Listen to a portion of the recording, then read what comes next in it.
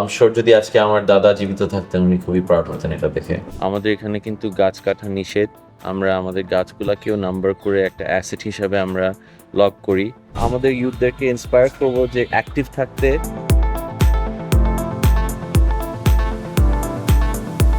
আসসালামু আলাইকুম, আপনাদের সবাইকে স্বাগত জানাচ্ছি সেভেন ব্রিংস সিমেন্ট প্রেজেন্স আগামীর উত্তরসূরি প্রোগ্রামে। আপনাদের সঙ্গে আছি আমি ফারজান আফরিন পূর্বা। আমাদের আজকের পর্বে গেস্ট হিসেবে আছেন একজন তরুণ উদ্যমী কর্পোরেট লিডার, যিনি তার পারিবারিক ব্যবসার ঐতিহ্যকে ধারণ করে আধুনিক দৃষ্টিভঙ্গির মাধ্যমে এবং নতুন ইনোভেশনের মাধ্যমে কিভাবে তার কোম্পানিকে এগিয়ে নিয়ে যাচ্ছেন, কিভাবে সামলাচ্ছেন চ্যালেঞ্জ আর ভবিষ্যৎ ভাবনা, সবকিছুই থাকছে এবারের আয়োজনে। চলুন শুরু করা যাক।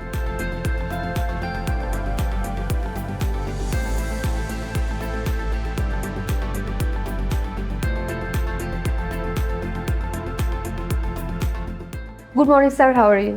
Good morning, welcome to Mirpur Ceramics and Khadim Ceramics. Thank you. এবং আজকে যদি আপনার একটু সময় হয় তাহলে আপনার সাথে একটু আড্ডা দিতে চাই। চলেন শিওর। আসি। দর্শক, এই মুহূর্তে আমাদের সঙ্গে আছেন Atif Shakib Tabani, director of Mirpur and Khadim ceramics limited. আসসালামু আলাইকুম, কেমন আছেন? ওয়ালাইকুম আসসালাম, ভালো আছি। আজকের আবহাওয়াটা খুবই ভালো।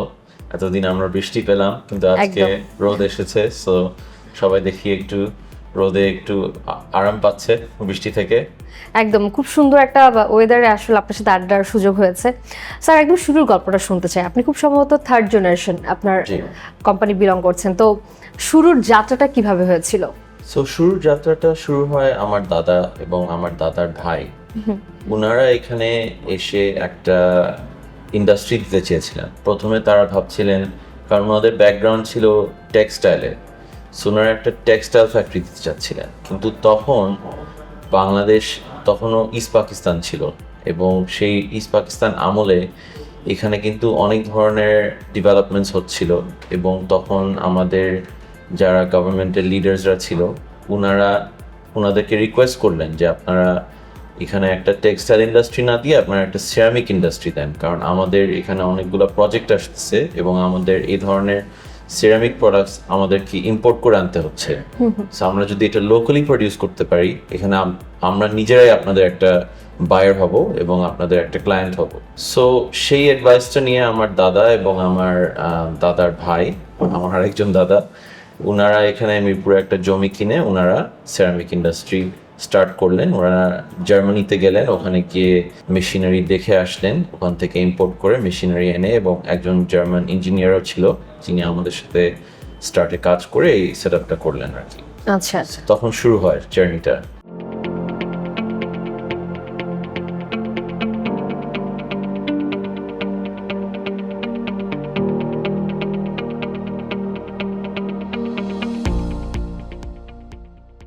আসলে একটা ব্যবসা তো একটা স্বপ্নের মতো। সেই 1958 সাল থেকে মিরপুর সিরামিক্স দিয়ে শুরু, এবং তারপরে সময়ের পরিক্রমায় খাদিম সিরামিক্স, খাদিম মোটরস এবং সানশাইন ব্রিক্স যুক্ত হয়েছে।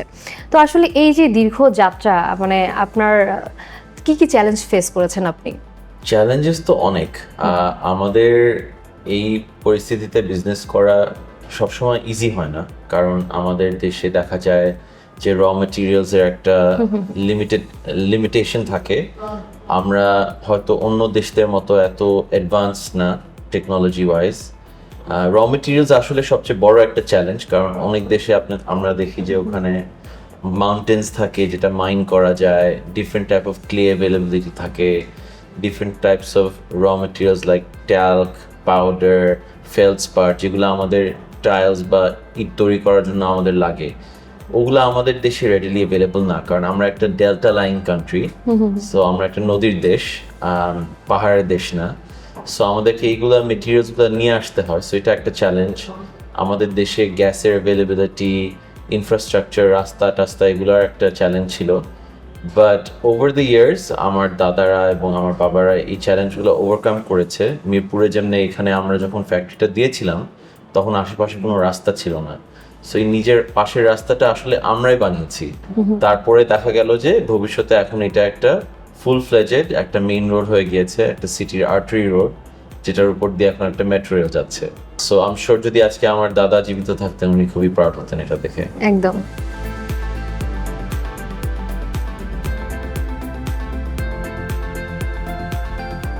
আপনার এই জায়গাটাতে এসে আমার মনে হচ্ছে যে ঢাকার বাইরে কোথাও একটা চলে এসেছি।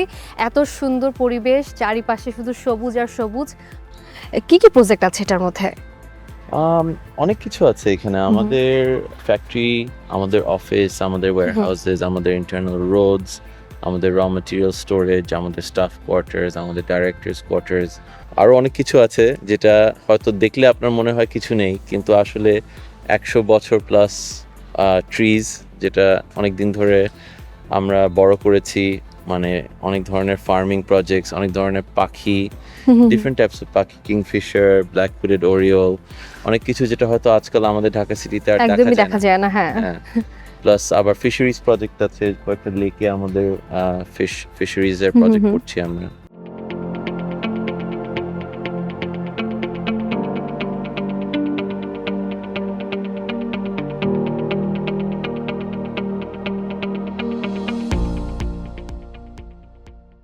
অনেক ভালো লাগছে আসলে, এত সুন্দর পরিবেশ। ঢাকার মধ্যে তো আমাদের এত সবুজ আসলে আমরা দেখতে পাই না, তো এটাও একটা মানে ভালো লাগার বিষয় যে এখানে এসে এত এত সবুজের মধ্যে আমরা রয়েছে। এবং এবার একটু ভিন্ন প্রশ্ন করি আপনাকে। আমাদের অনেক অডিয়েন্সই ভাবে যে আপনারা শুধু কাজ আর কাজই নিয়ে ব্যস্ত থাকেন, অবসর সময় তো নিশ্চয়ই পান, ঘুরতে তো যাওয়া হয় নিশ্চয়ই।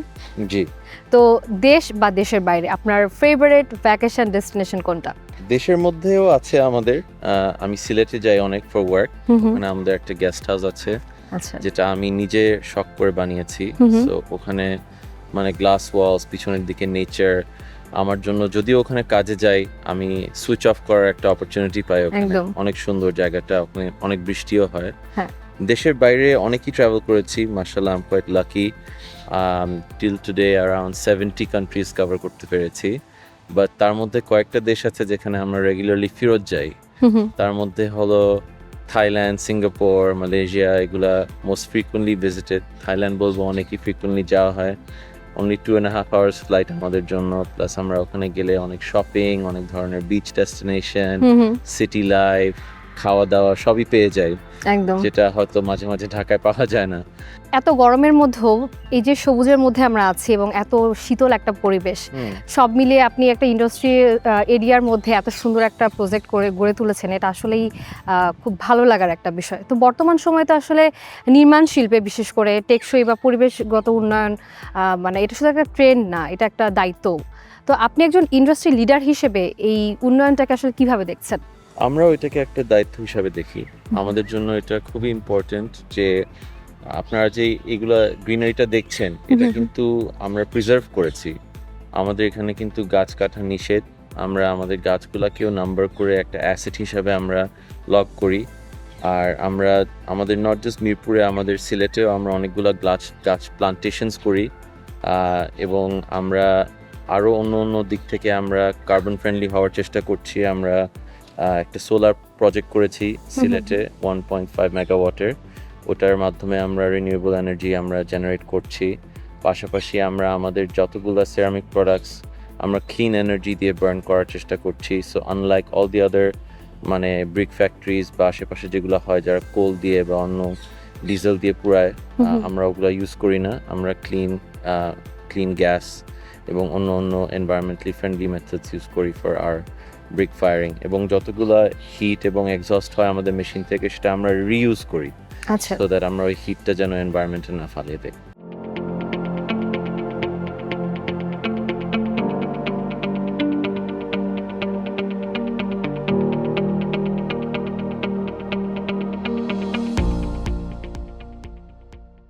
এখানে যারা আসবে তারা ইনোভেশনটাও দেখবে যে এইভাবে ঐতিহ্যকে ধরে রেখে বা বজায় রেখে আরো কিভাবে এটাকে ডেভেলপ করা যায়।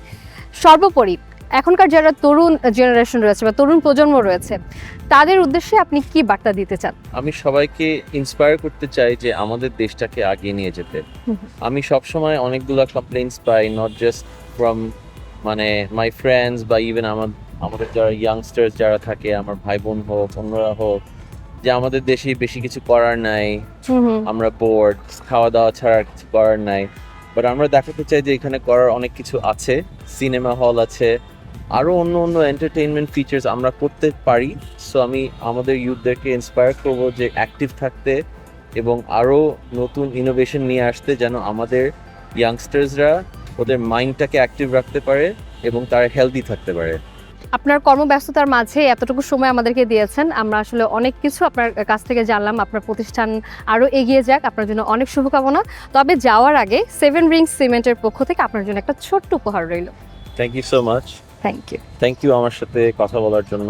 আই হোপ দ্যাট আমি আপনাদেরকে নতুন কিছু দেখাতে পারলাম এবং আমাদের ফিউচার জেনারেশনসদেরকে কিছু ইন্সপিরেশন দিতে পেরেছি। Thank you so much. Thank you. স্বপ্ন যখন বাস্তবের পথে হাঁটা শুরু করে, সেখানেই জন্ম হয় আগামীর উত্তরসূরি।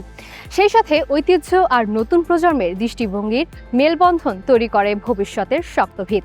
মিরপুর ও খাদিম সিরামিক্স শুধু একটি ব্যবসার গল্প নয়, বরং এটি ঐতিহ্য, স্বপ্ন আর দৃষ্টিভঙ্গির গল্প। দর্শক, 7 রিংস সিমেন্ট প্রেজেন্স আগামীর উত্তরসূরির আজকের আয়োজন এখানে শেষ করছি। আমি ফারজানা আফরিন পূর্ব আজকের মতো বিদায় নিচ্ছি।